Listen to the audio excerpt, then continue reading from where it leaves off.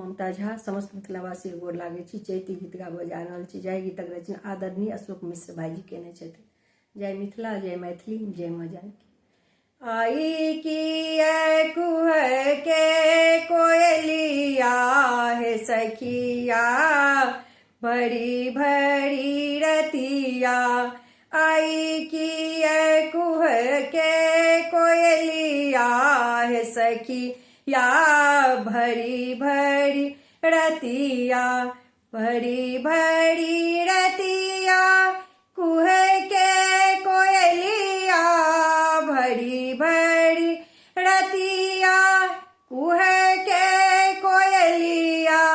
आई की कुह के कोयलिया हे सखिया, भरी भरी रतिया।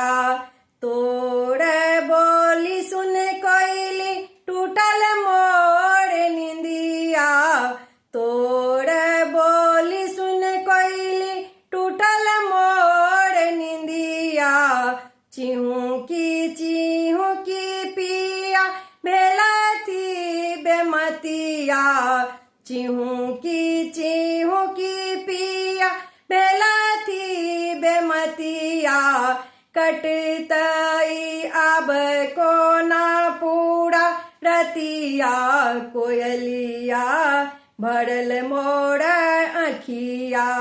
कटतई अब कोना पूरा रतिया, कोयलिया भरल मोरा अखिया।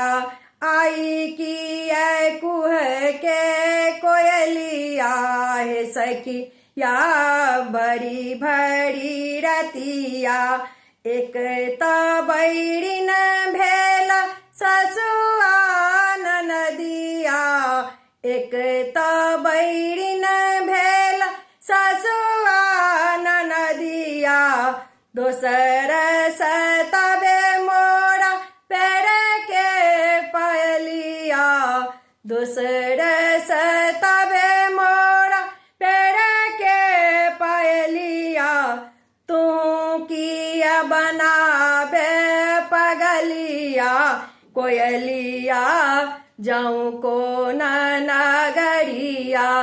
तू किया बनाबे पगलिया, कोयलिया जाऊं को नगरिया।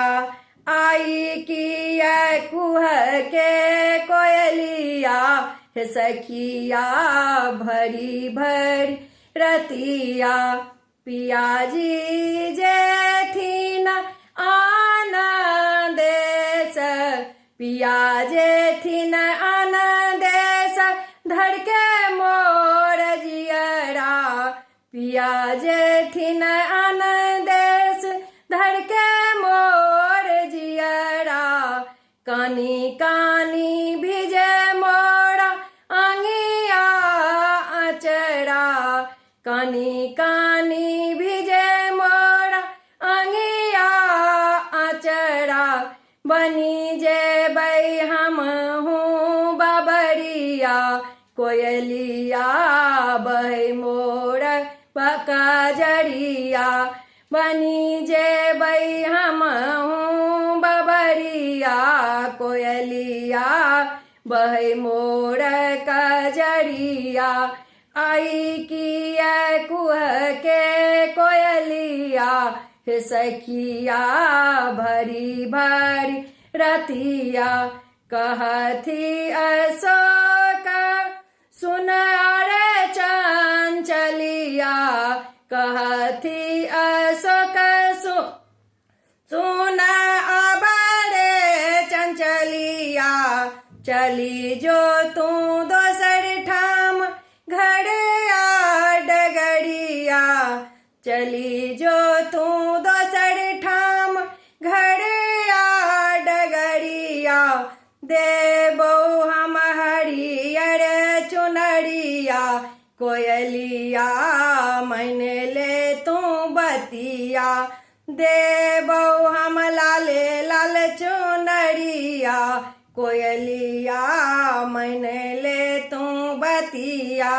आई की कुह के चंचलिया हे सखिया भरी भरी रतिया भरी भरी रतिया कुह के कोयलिया भरी भरी रतिया कुह के कोयलिया आई की कुह के कोयलिया सखिया भरी भरी रतिया। धन्यवाद।